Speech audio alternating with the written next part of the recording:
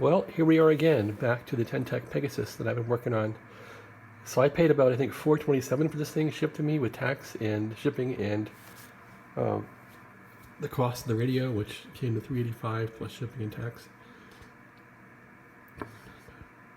I've had to put about $150 in this thing to make it work. I think I paid about $130 for that final, and I put about $30 of parts in this thing. So I don't know. So when I look at it and I say like 385 plus 150 for 385, 45, 585, around, I don't know, $530 for working Pegasus. I don't know. I just wish the guy would have been honest with me. I don't think he knew how bad the radio was. Maybe he wouldn't have sold it, but that's, anyway, long and short. So what I did was, in my last video, I verified that there was power coming out of here. It looks like about 4 or 5 watts of power from this RF transistor here on the RF board. And I verified that with a small light bulb. In fact, I still have it laying around here. There's a small light bulb right there. So that lit up. So I knew that at least the RF board was transmitting. And so I took the spinal apart that came with the radio. I couldn't make it do anything. I had the spare final around that I bought to fix the Tec Paragon, and my Paragon final apparently works, so this was hanging around the house, and so I jumped it into the radio tonight. Now, I'm coming out of the final with an output wire. This wire here would go into the filter board and be filtered, so we're coming out unfiltered, and I'm jamming in the signal with the same wire as the other final has. This blue wire is on here. I think that does some type of regulation.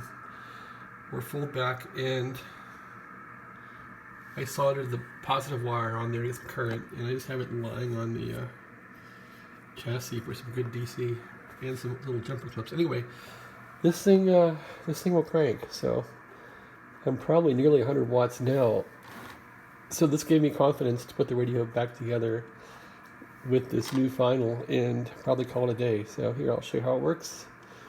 If I go to tune mode here and crank this thing on, it works. So that's an 80 watt light bulb or something. So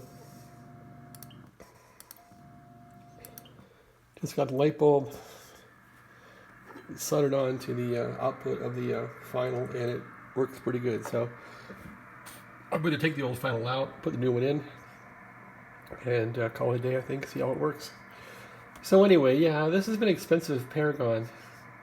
I'm not sure what these should sell for used, but I don't know. Maybe I was just really mad that when I got this Paragon and this Pegasus, and it didn't work. It just was all goofed up, and it took me days and days and days and days to fix this thing. And I finally fixed it, but the principle was all of us eBay bidders bid on a radio that worked. We didn't bid on something that was junk. So this thing came in as junk. It wasn't that bad, I guess, as far as it could have been entirely smoked and blown up. It did come back to life, but it took me days of studying schematics and replacing parts and testing to finally make it work. So glad that it works, but I don't know. I spent a lot of time fixing this thing. So put it back together and see how it goes. Okay, well, if you're looking for a career in fixing ham radios, I don't think it's profitable. I wouldn't advise anyone doing this. This has been for the fun of it, but it also gets very expensive. Okay, well, thanks for watching. Have a great day.